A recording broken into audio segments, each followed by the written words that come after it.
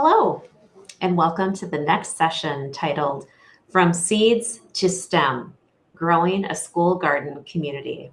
My name is Cindy Goodner, and I'm the Development Director at Saint Sauveur's Exchange, and I'll be your host for this session. Before we begin, I'd like to acknowledge our community agreements. We ask that all participants in growing together, sharing seeds, stories, and skills, be respectful, be curious, be patient, speak from your own experiences, try to avoid jargon, be conscious of intent versus impact, take space and make space, take care of self. By embracing these community agreements, we embrace a collective responsibility to create spaces that are respectful, inclusive, and empowering for all.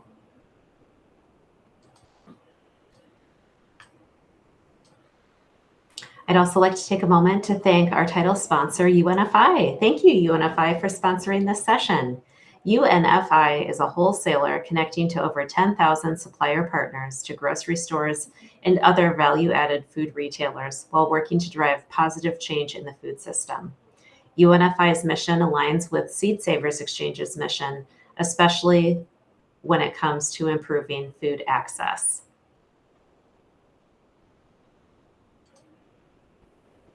Joining me today is Meghan Hess Shamdasani and her students, Dayry Ramos and Kenny Stephan, and they're calling in from Florida. Welcome. Welcome. Hi. It's great to see you. I want to give a special shout out to Kenny and Dayry because today is their last day of school and they're staying late and helping present at our conference. So thank you both so much for being here. Today we're going to learn about their school garden program that they developed at SouthTech Academy in Florida, which has quickly expanded to include more than 50 hydroponic systems and 20 outdoor garden beds that produce fresh produce for more than 600 students. Wow. They will share what it took to expand the project, including involving teachers and students in the planning process. So thanks for being here. And we have a pre-recorded presentation that we're going to share. And then Meghan and Dayry and Kenny, you're going to join us at the end to help answer some questions, right? Absolutely. Okay. So let's all enjoy the presentation.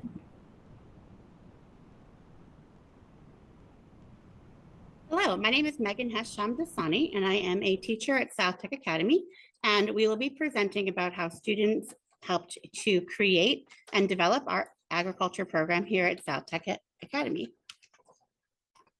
In particular, we are very grateful to have this opportunity because we are recipients of your seed donation program. And so we are grateful to present here and to share our experiences, particularly with an organization that has helped our program become successful. So to begin with, I have developed a few programs at my school, and usually it involves meticulous research and understanding our background. I started a STEM lab program and I researched makerspaces and STEM labs all over the country to see what materials we needed, what supplies we needed, what equipment we needed. And after I secured funding and built up our STEM lab, really teachers weren't really using it. Most of them didn't want to learn how to use 3D printers or laser engravers. And so eventually we found teachers that would use them and we moved them into their classrooms. But for a long time, this meticulously designed program kind of sat unused. I also have developed a biotech program at my high school, and that program I'm still in charge of. So we definitely still use all of that equipment. But the agriculture program was a little different.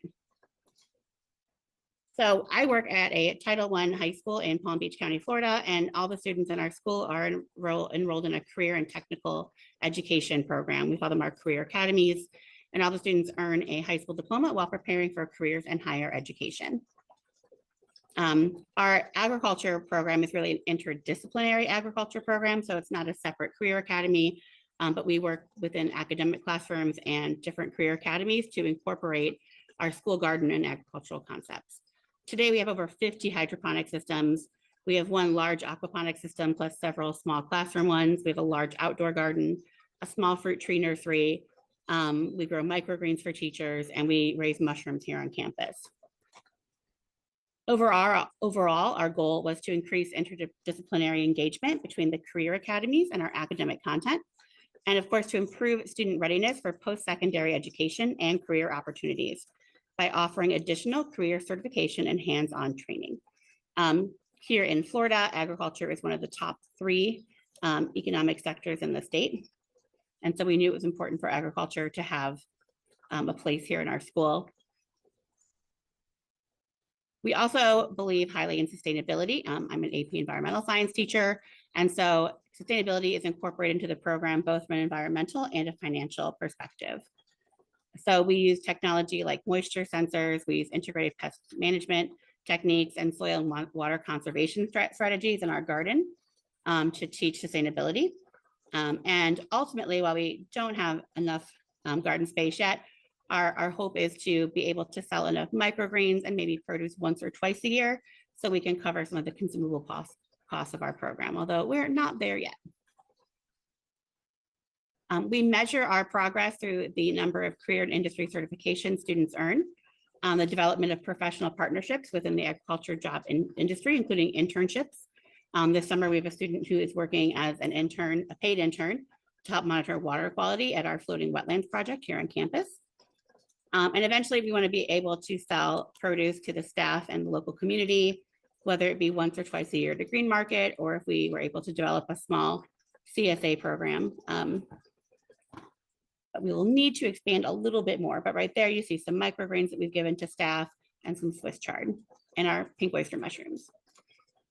In the next 5 years, we hope to increase our hydroponic systems beyond the 50, expand the outdoor garden even more, and we hope to get chicken and quail and maybe duck. We're hoping for commercial microgreen systems and to have more than one mushroom growth tent. Ultimately, I think at this point, our goal is also to develop a separate career academy, but still keep the interdisciplinary nature of the agriculture program intact.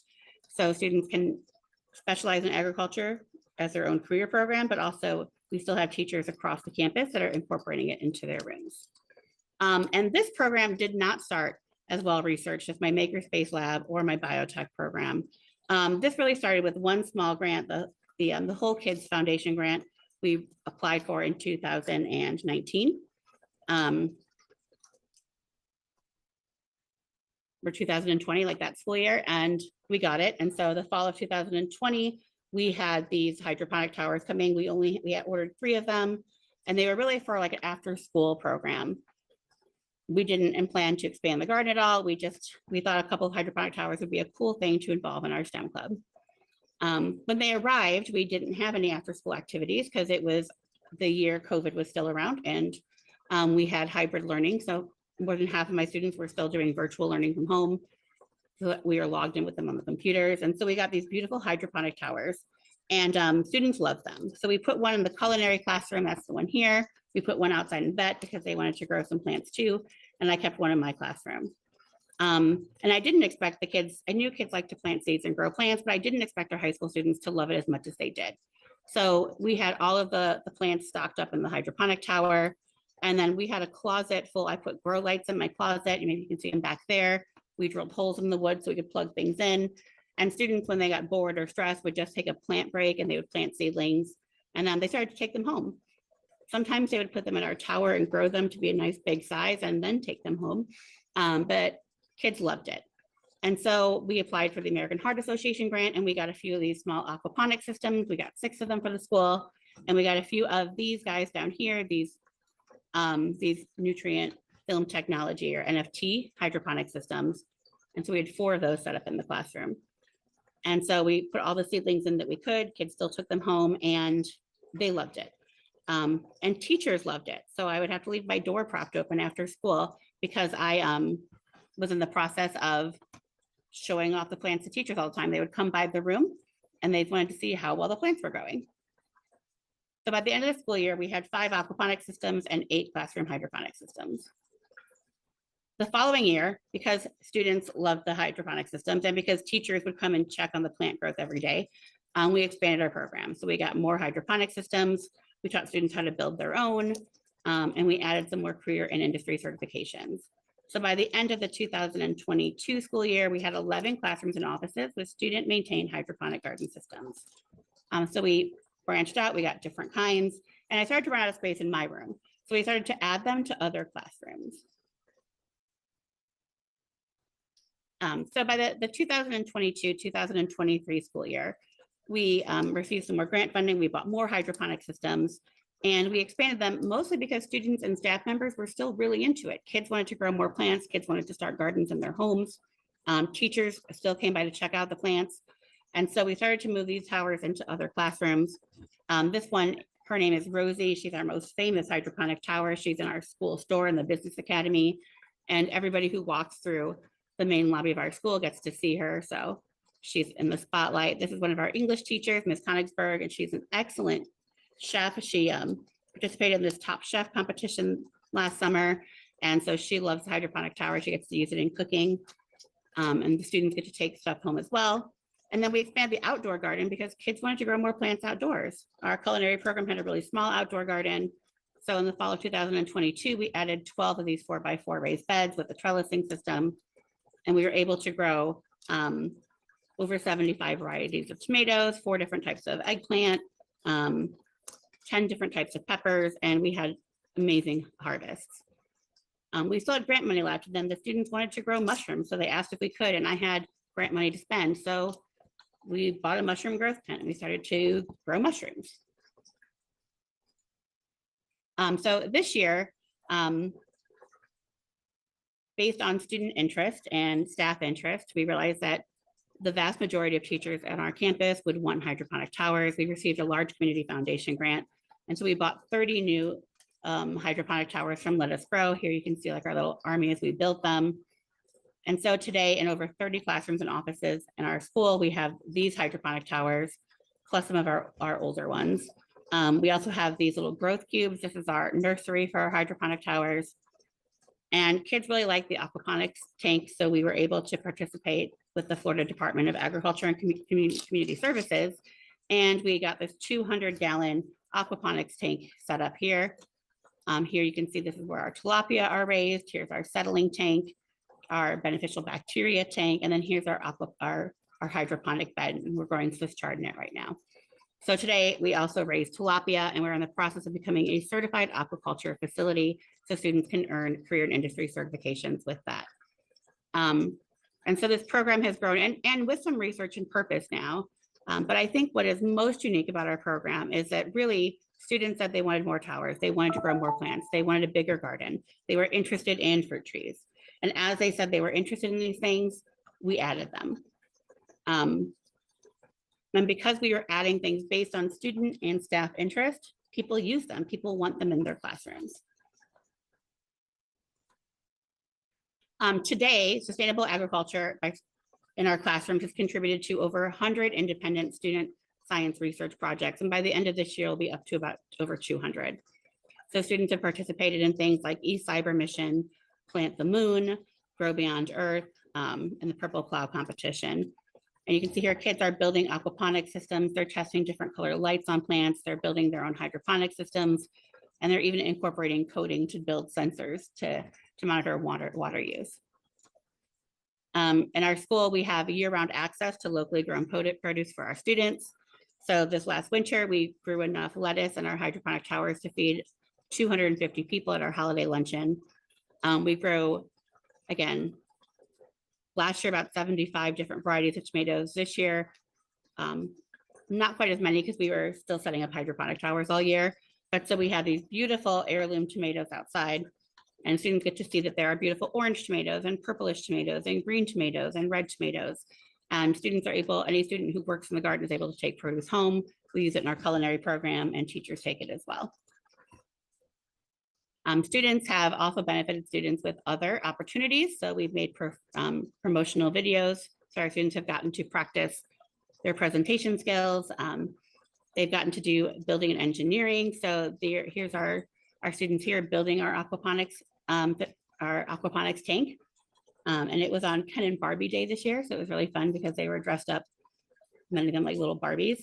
And then they get to do volunteer work, which opens them up to scholarships. So here we are volunteering at the South Florida Fair at a table. And these girls, when they're seniors, will now be eligible for the South Florida Fair scholarship. And our students even had the chance to become local celebrities after a morning news segment aired about our agri-tech program last spring. So all of these students here got to show how they can spawn mushrooms using mushroom culture, how they test water quality for nutrients, and how they work on the hydroponic system. So they all got the chance to kind of show off on TV a little bit. It was a great opportunity.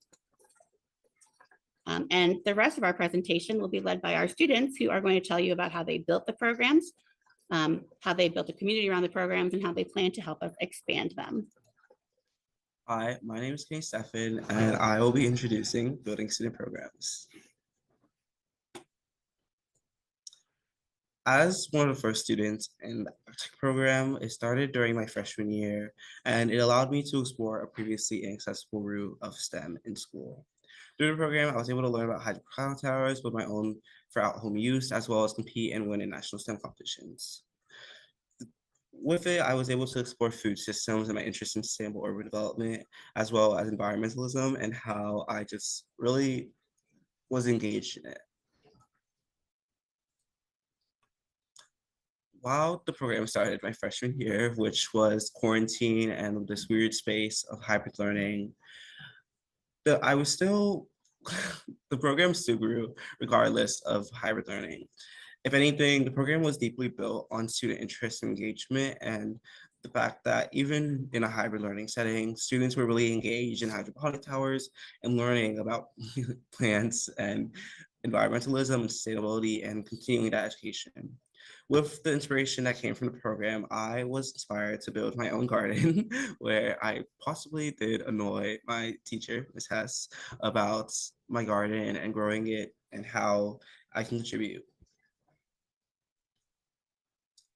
The agri-tech program has been grown and fostered due to student engagement and love. I say this because the program has literally been grown by students, and that the students have interacted with the program helps to build our garden, build our towers, and came on Saturdays, which is a rare thing for students, to help build our garden and grow it. As well, we've had our student outreach programs, which are usually lunchtime activities that are just fun things that students can do to engage, like plant a flower, get a flower, or possibly play with some slime and decorate it themselves.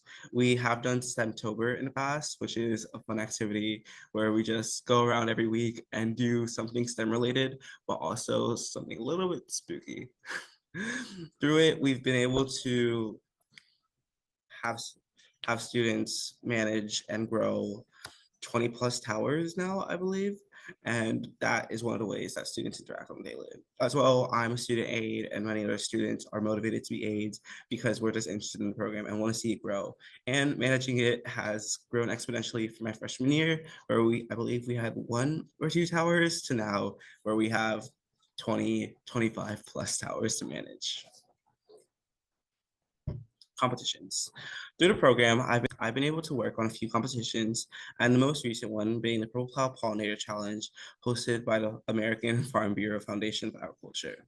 Through the program, I was able to learn about how pollinators interact with urban environments, as well as how to keep populations alive and growing with changes.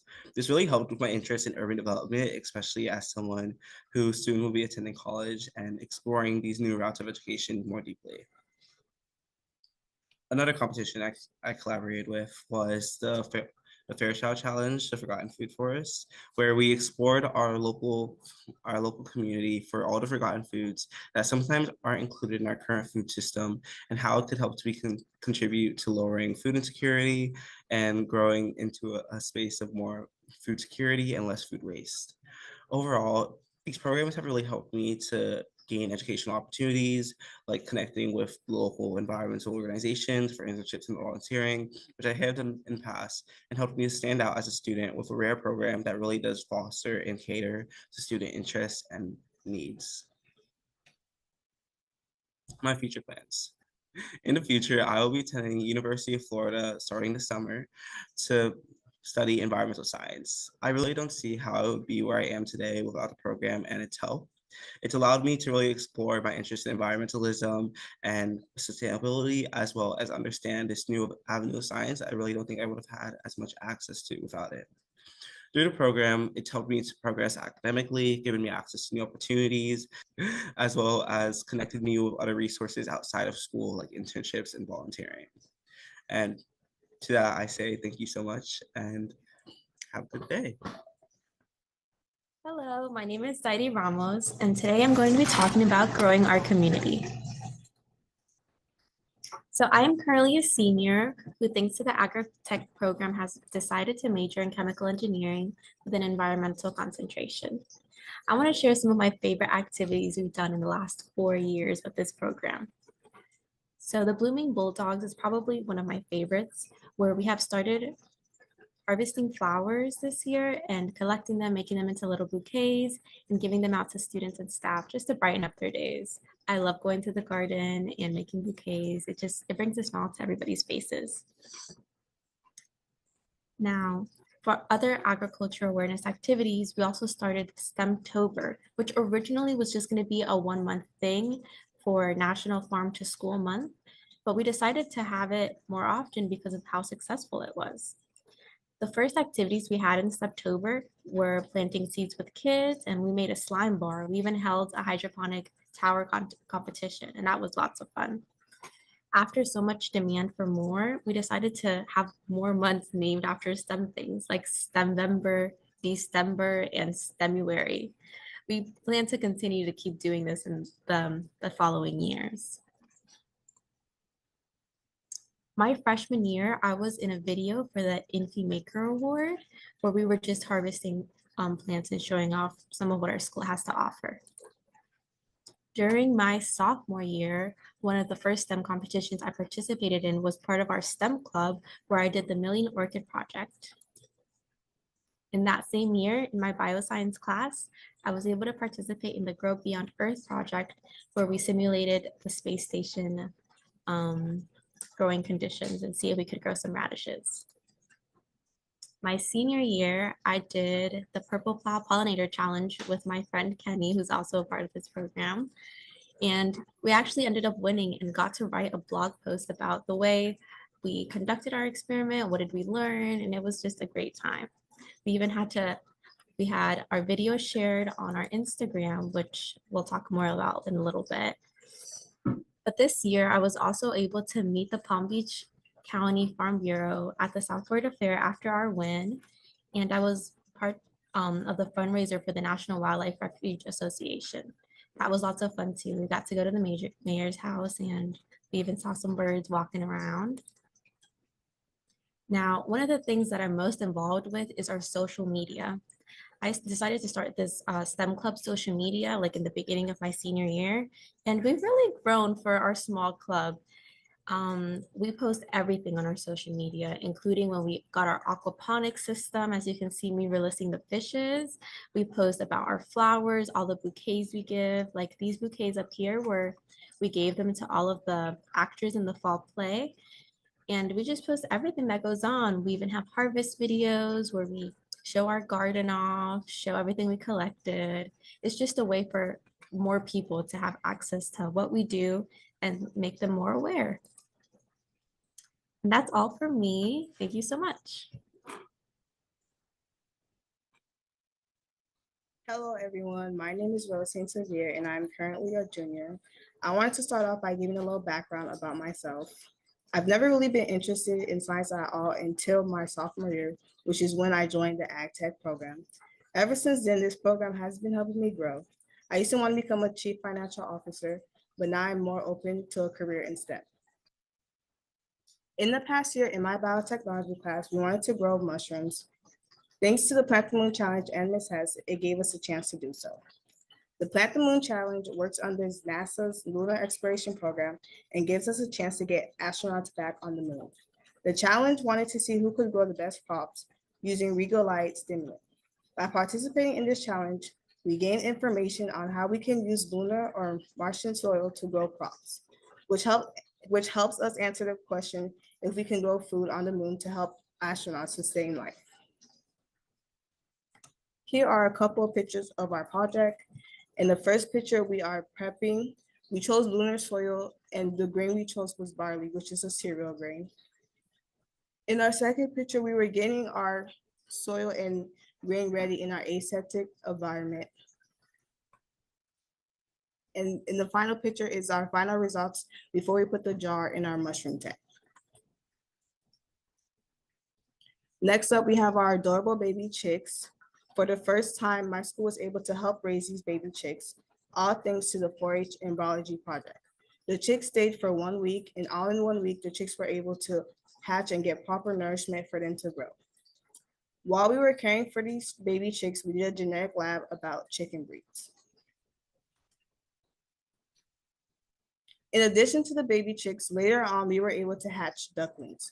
The ducklings also came from the 4-H embryology project. As you can see, the ducklings grew way bigger than the chicks, and they only stayed for about a week also. We hatched the eggs for the project, then they were sent to a farm. Next year, we plan on getting a chicken coop and also keeping the ducks for longer. Lastly, I saved my favorite part for last, the garden, which is a perfect example of teamwork and achieving goals. The garden was always part of our school, but last year we did a big expansion in the garden that took us a day to achieve. Of course, since I am named after a flower, I myself do love flowers. Our garden contains of sunflowers, zinnias, sage, blanket flowers, and many more. Being inside of school all day can be a lot, so I enjoy stepping out to take a fresh air at the garden. The garden is useful to a lot of people in our school, one being the Dayry Academy that uses vegetables from the garden to make their food. I've also used roselle from the garden to make tea since it contains a good amount of vitamin C. Last month, my school had a carnival to celebrate its 20th anniversary, and at the carnival, me and my other science teacher gave out basil and passion vines during the festival. We'd like to take a moment to thank all of our supporters for helping us develop our agritech program, including the Emphasis Foundation, the Whole Kids Foundation, the Education Foundation of Palm Beach County, the Kimmel Family Foundation, Toshiba America Foundation, and the American Heart Association, as well as the Seed Savers Exchange, So Right Seeds, Johnny Seeds, West Coast Seeds, Baker's Creek Rare Seeds, and the Florida Farm Bureau, and the Florida Department of Agriculture and Consumer Services. So all of these partners helped us build the program that we have today.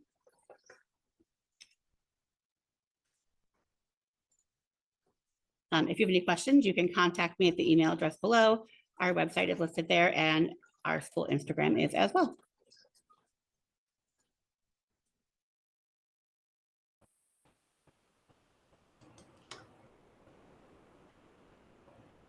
Wow, that's all I can say. That was incredible. Meghan and Dayry and Kenny, what an incredible project. You must be so proud. And this is clearly not only benefiting your school and students today, but this is launching you into careers that you maybe didn't expect, right? Yeah. We're so excited to hear from you. And questions are starting to come in. You can see that there is a slide with contact information. There's an email and web address that our behind the scenes helper Sydney is also putting in the chat for people to see. So I'll leave that up for a bit and then we'll let people find it in the chat. Okay. Our first question is from Jenny. What was the funding source again for the purchase of the 50 hydroponic systems? The funding we got to expand by 30 new towers this year, and the 10 little nursery ones came from the Harvey and Virginia Kimmel Family Fund, one of our community foundation, family foundations here in Palm Beach County. Wonderful. Okay, next question. This is from Mike. It says, I see lots of lettuces and baby leaf greens growing in your systems. Have you found those are the best items to grow? And what else does well? Well, we've also a lot of the things we grow are like strawberries and cherry tomatoes, different types of tomatoes, and those also grow really well. But lettuce and leaves usually grow the best. I would also say that lettuce and like leaves are usually the easiest to teach people who don't know much about gardening how to take care of. They usually just take off the whole head, or like we can just tell them or teach them to take out the outside leaves just to maintain it, compared to other things where you might have more upkeep. Herbs also grow the best.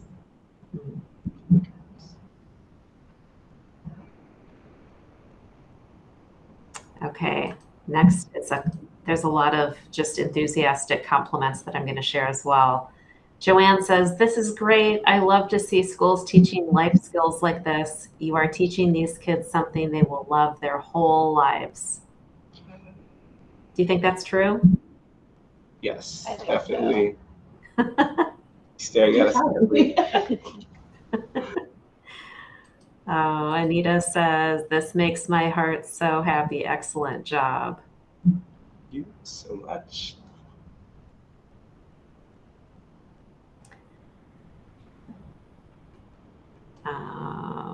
Let's see. Eduardo Fernandez says, amazing project. Thank you. Maggie says, what an amazing project. So glad the Farm Bureau supported this. Okay, Spencer has a question. Spencer asks to the students, what do you think you will take from the program for the rest of your life? I think we're going to take, at least me personally, that our earth is something that we should care about. We should focus more on where our food is coming from, how it's getting to us, and that there's so much stuff that we don't realize where it comes from, and it's important to learn about it. I feel like personally for me, as someone who, as of now, is like pursuing a career in environmental science, I agree with Dairy's statement, but also just like understanding how our food systems interact with everything else and deepening that understanding and just that curiosity that I developed for the environment has really just helped to build what like allowed me to grow so well academically. And I really do see myself keeping that in the future.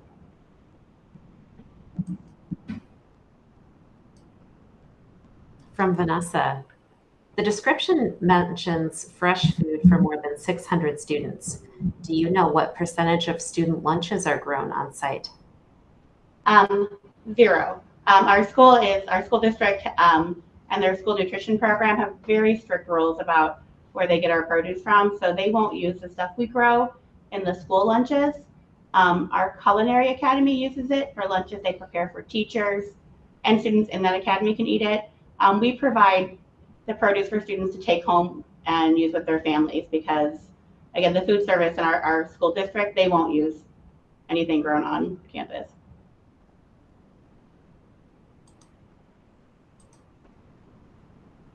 Dairy, are you also a senior? If so, what field of study are you pursuing after graduation? And congratulations to you both on your graduation. Yay!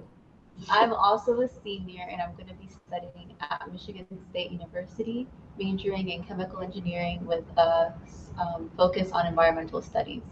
So I will be going into the field as well. Our future's bright. Congratulations to you both. What incredible things lie ahead for you. Okay, from Mike.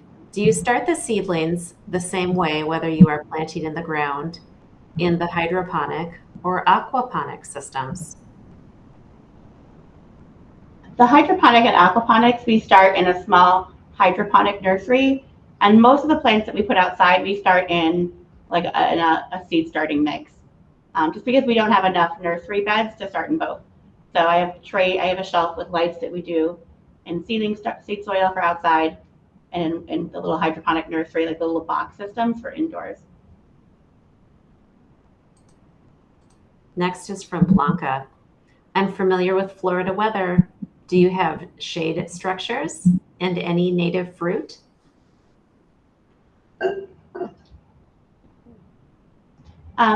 We have some shade structure. We are really closing down our garden. Summer is kind of like our winter where no one wants to go outside. But we have like sweet potatoes put in as a cover, and we put cover crops in. This year we're experimenting with mushrooms as cover crops under some shaded area. And we do have some native fruits. So we have some mulberries, some native passion fruit that just started to get fruit on it this year. And some roof sumac, beauty berries. I think that's it for native fruit for now. But From Jen, are the outdoor gardens only productive spaces, or are there native plantings as well? It is both. We have native plants mixed in. This year, because we wanted to have a cut flower garden, we focused on most of our pollinator plants being taller, so we could make bouquets out of them. But we have, we have gaillardia, we have coneflower, coreopsis. We have blue porterweed, which the flowers are edible and they taste like mushrooms. So we try to mix in both pollinators and as many native pollinators as we can within the same space as our vegetables. This is a comment from Vanessa. She says it's a shame, but understandable about the regulations around the school lunch program. I have to agree. Yeah. You're doing such good work. From Joanne, have you introduced these students to heirloom tomatoes? Yes. I personally, as a person who started the at-home garden, really like seed collecting, and it's something I've done more as a hobby. I will say academics are very time consuming, so I haven't been able to collect and keep heirlooms as much as I would like. However, it's definitely something I'm aware of and want to continue in the future when my time is more giving. Yes, it's one of my favorite things to pick in the garden is whenever I see the ripe tomatoes, we would pick them and me and my best friend would just eat them for lunch like every day. They're delicious. There's literally nothing better than eating a tomato warm from the garden, right? Yes, that's true. Oh, I'm so glad that you've experienced that. Another message from Vanessa. Thank you, Kenny and Dayry, for sharing after the end of the term to share your staying at the end after the end of your term to share your experience with us. Best luck over the summer and with your careers. Thank you so much. We have another question from Jenny. Is your school schedule year round or a 3-month summer long break? We have the summer break, so we're closed really like 2 months, but June and July. I guess in a week or so in August, but that's why we put the cover crops out now and hope the iguanas don't eat them. That's right. Has anything else come to mind that you would like to share or tell us about that hasn't been asked?